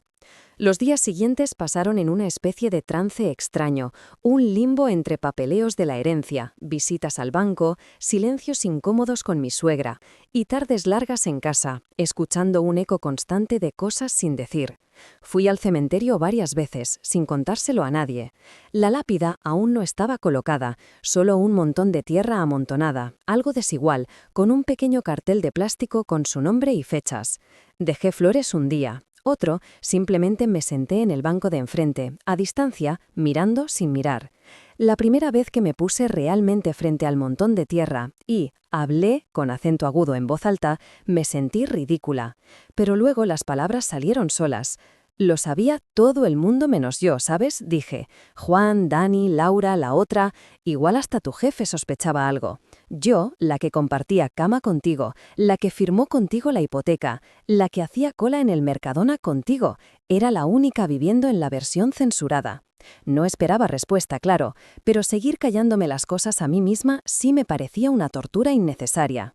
Te hubiera perdonado muchas cosas si me las hubieras dicho, continué. Te hubiera mandado al carajo, seguro, pero habrías tenido la oportunidad de reconstruir algo, aunque fuera distinto. Ahora ya no hay nada que reconstruir contigo. No hay más capítulos. Miré el cielo. Un avión atravesaba la tarde, dejando una línea blanca. Lo que sí hay, añadí, es gente que se ha quedado con pedazos tuyos, tu madre que sigue convencida de que todo esto es un malentendido, tu primo que se cree responsable del final de la película, Laura que tiene que criar a Martín sola, la otra que, bueno, ya se buscará la vida, yo que tengo que recomponer quién soy sin ser la mujer de Javier. Respiré hondo. Y están los niños, dije por fin, Martín, y el otro que ni siquiera sé cómo se llama. Tú igual tampoco lo sabías, pero ellos sí que no tienen por qué cargar con tu falta de huevos. Dejé la frase ahí, cruda. Si quería hablar con un muerto, al menos iba a hacerlo sin eufemismos. Al irme, noté una cosa clara. Me dolía menos culparle y más responsabilizarme yo de lo que venía. Culpa y responsabilidad no eran lo mismo. Culparle me podía tener años encallada en rabia. Responsable era lo que tenía que ser con lo que tenía entre manos. Un patrimonio, un apellido, un crío que me miraba con ojos de Javier sin saber por qué me dolía tanto. Asterisco. La primera vez que volví a ver a Martín después de la visita a Laura fue casi por un impulso. Le escribí un sábado por la mañana. ¿Os apetece bajar al retiro? Estoy harta de paredes. Laura respondió enseguida. Nos viene genial. Martín no para quieto. Te aviso, habla sin filtro. Los niños y los borrachos, contesté, con un intento de humor. Nos encontramos en la entrada de la puerta de Alcalá. Martín llegó corriendo, con una pelota bajo el brazo. «¡Ana!», gritó, como si me conociera de toda la vida. «He sacado un 7 en mates». «Eso es casi matrícula», le dije, hinchándolo. «Yo a tu edad hacía restas con los dedos». «Yo también», intervino Laura, sonriendo. El parque estaba lleno de familias, parejas tumbadas en el césped, jubilados paseando. El estanque con las barcas, los vendedores de globos, los niños corriendo detrás de palomas. Un sábado normal en Madrid. Dentro de mí la sensación de normalidad era todavía un disfraz, pero empecé a cogerle cariño a la idea de practicarla. Nos sentamos en la hierba. Martín se puso a jugar con la pelota. Al cabo de un rato vino y se tiró sin ceremonia sobre mis piernas. ¿Te duele la tripa?, preguntó, apoyando la cabeza en mi muslo. Un poco, admití. Mi mamá también dice que le duele a veces, informó, cuando está así tristona. Yo le digo que se le pasará. ¿Y se le pasa?, pregunté. Más o menos, respondió con mucha seriedad. Laura nos miraba de reojo, como quien observa un experimento delicado. ¿Tú sabías que mi papá tenía otra casa?, preguntó Martín de pronto, con esa precisión que solo los niños tienen para meter el dedo en el tema. Cerré los ojos un segundo. Sabía que tenía una, respondí. Ahora sé que tenía más de una vida. Él frunció el ceño. Eso es raro, dictaminó. Yo solo quiero una, porque si tuviera 2 vidas, igual me confundo y no sé en cuál tengo que estar en cada momento y llego tarde al cole en las 2. Su lógica era impecable. Tu padre se confundió mucho, dije, sin maldad, y al final se cayó de las 2 a la vez. Martín se quedó pensativo. ¿Tú estás enfadada con él?, preguntó luego. La pregunta cayó como un peso delicado, pero peso al fin y al cabo. Sí, respondí, pero también le quise mucho. Yo también, dijo, pero un día me enfadé con él porque no venía al parque conmigo cuando decía que iba a venir. Estuve enfadado 3 días enteros. Luego me trajo un balón del Atleti firmado. Ya no me pude enfadar más. Era muy chulo. Él tenía esa habilidad, pensé, la de comprar pausas en los enfados con gestos vistosos. Yo no puedo enfadarme con él en persona, porque ya no está, añadió Martín, con una lógica brutal. Pero sí puedo estar enfadado en mi cabeza. Mi mamá dice que eso también se vale. Tu madre es lista, dije. Martín sonrió orgulloso. Sí, y tú también, creo, añadió, como quien entrega una medalla. Apretó un poco más la mejilla contra mi pierna. En ese gesto tan simple, tan físico, entendí que, quiera yo o no, hay una parte de Javier que va a seguir sentada a mi lado en forma de niño que arrastra una pelota. No podía decidir si eso era un premio de consolación o un castigo a largo plazo. Lo que sí podía decidir era qué hacía con ello. Mientras Martín corría detrás de la pelota y Laura me contaba anécdotas del cole, empecé a pensar de forma más concreta en las palabras del notario, en los papeles de la herencia, en las posibilidades.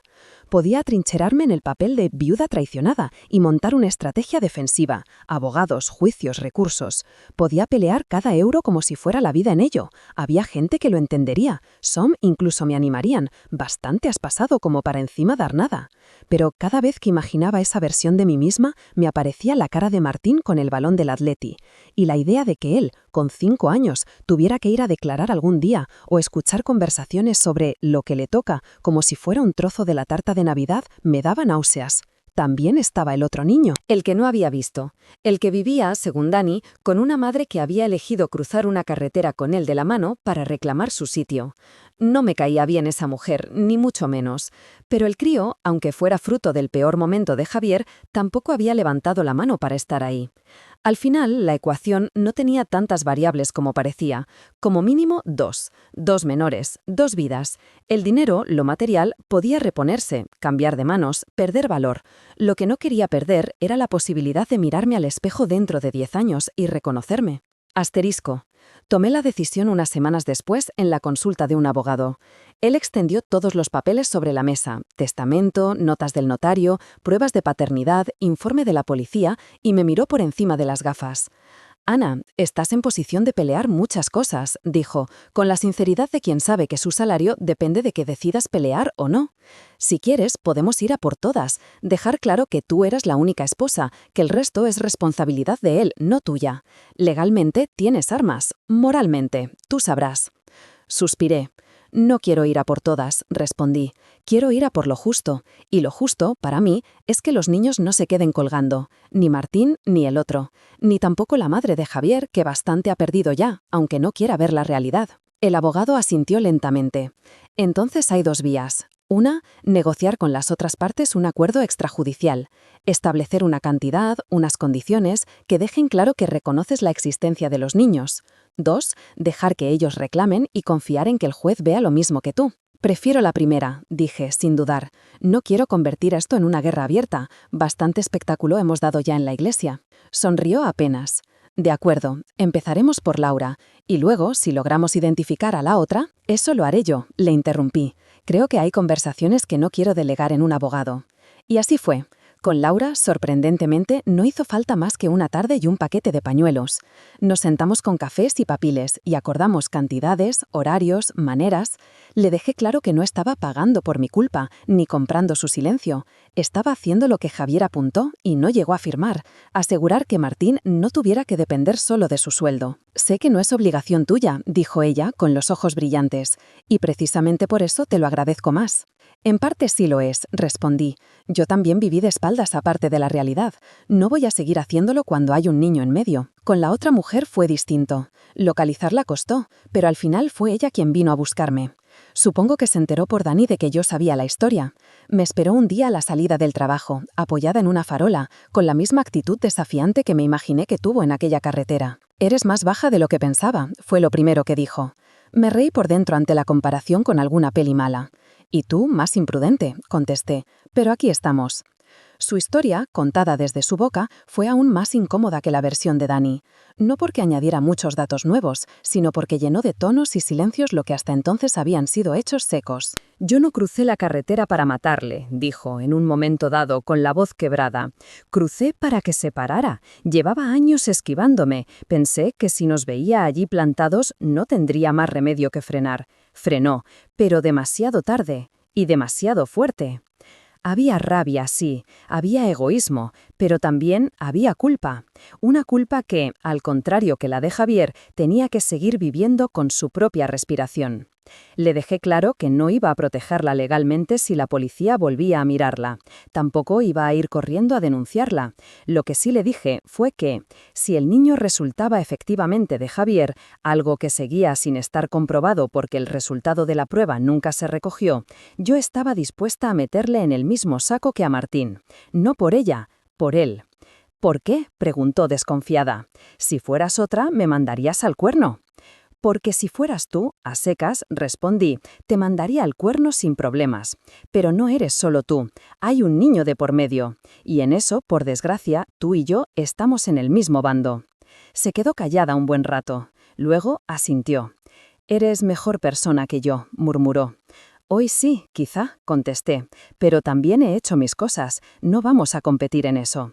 Salí de aquella conversación con la sensación de haber salido de una habitación sin ventanas. No era agradable, pero era aire. Asterisco. El tiempo, que durante aquellas semanas se había sentido como una masa viscosa, empezó a recuperar un ritmo más normal.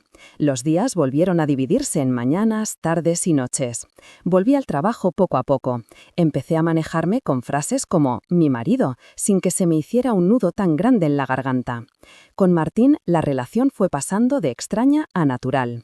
Empezó a preguntarme cosas de Javier que yo sí podía responderle. ¿Qué música le gustaba? ¿Qué equipo era realmente? Porque al parecer le había dicho que un poco del Atleti, un poco del Barça para no pelearse con nadie. ¿Cuál era su comida favorita? «Paella del domingo», respondí una vez.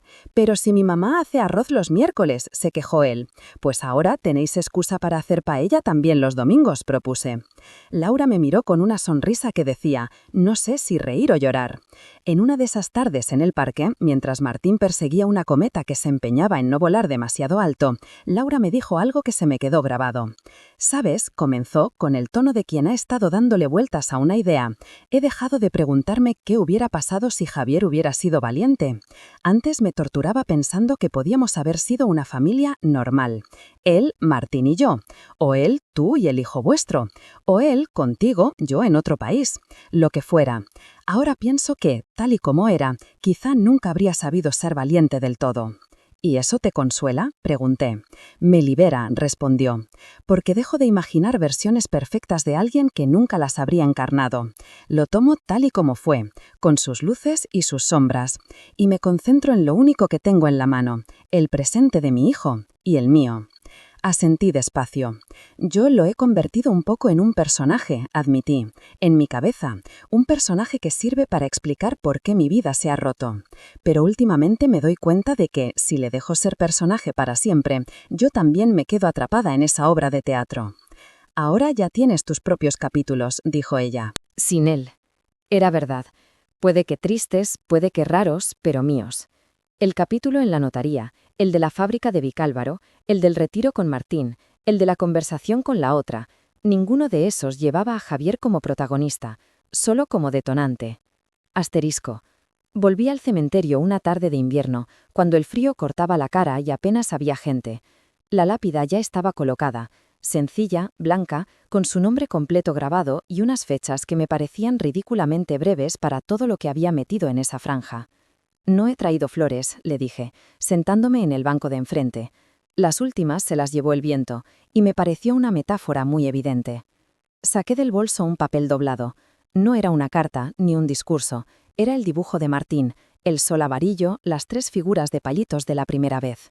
«Esto sí te lo traigo», añadí, «porque sé que, con todo lo que hiciste mal, una parte de ti se hubiera derretido viendo a tu hijo cogerme de la mano sin preguntar demasiado, y de alguna forma retorcida, supongo que eso te habría hecho feliz, aunque sea una felicidad que ya no puedes usar». Coloqué el dibujo bajo la piedra, protegido por una esquina, para que el viento no se lo llevara enseguida. Seguro que la lluvia lo borraría tarde o temprano. Me gustaba pensar que quedaría algo del pigmento en la tierra. «Te quise», dije, en voz baja, «y me hiciste daño, y me mentiste, y yo también cerré los ojos a cosas que olían raro porque me convenía.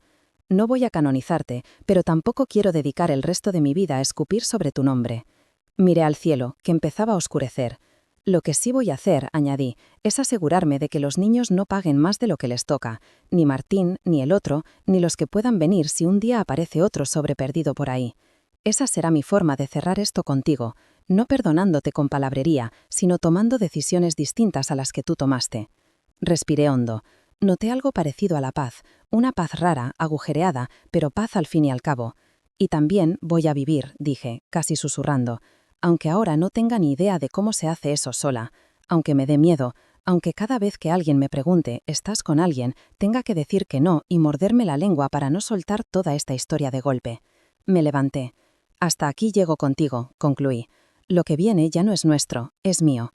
Al alejarme, no me giré, no por rencor, sino porque no quería darle a ese gesto un peso simbólico de película. Simplemente seguí caminando con el abrigo cerrado y las manos en los bolsillos. Asterisco. Meses después, en una merienda improvisada en casa, Martín me preguntó, «¿Tú crees que mi padre estaría contento de vernos así?». Estábamos los 3, él, Laura y yo, sentados alrededor de la mesa del comedor con colacao, café y galletas. El piso se había llenado de ruidos nuevos, su risa, sus preguntas, incluso sus quejas por los deberes. Ya no era la casa en la que vivía con Javier, era otra cosa, otro escenario. «No lo sé», respondí, sincera. «No sé qué pensaría él de casi nada ya, pero yo estoy contenta de vernos así, y eso para mí es suficiente». «Pues si tú estás contenta, yo también», sentenció, metiéndose otra galleta en la boca.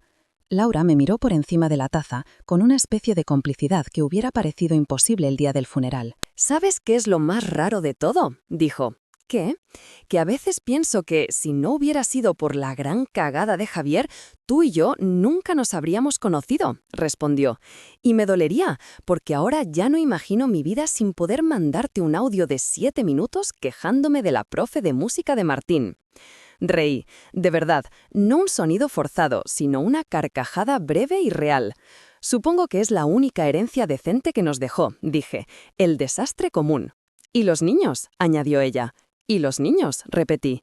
Miré a Martín, que en ese momento estaba concentradísimo en construir una torre con galletas, ajeno a nuestras frases cargadas de subtexto. Pensé en el otro niño, cuyo nombre ahora conocía, aunque apenas le hubiera visto un par de veces.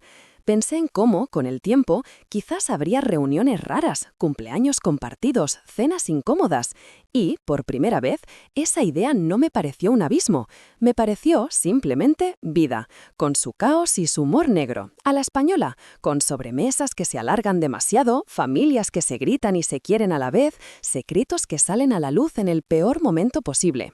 Una vida en la que, cuando alguien abre un ataúd en una iglesia y entra una mujer con un niño de la mano, ya no pienso solo «se me ha roto el mundo», sino también «vale, ¿qué hacemos ahora con esto?».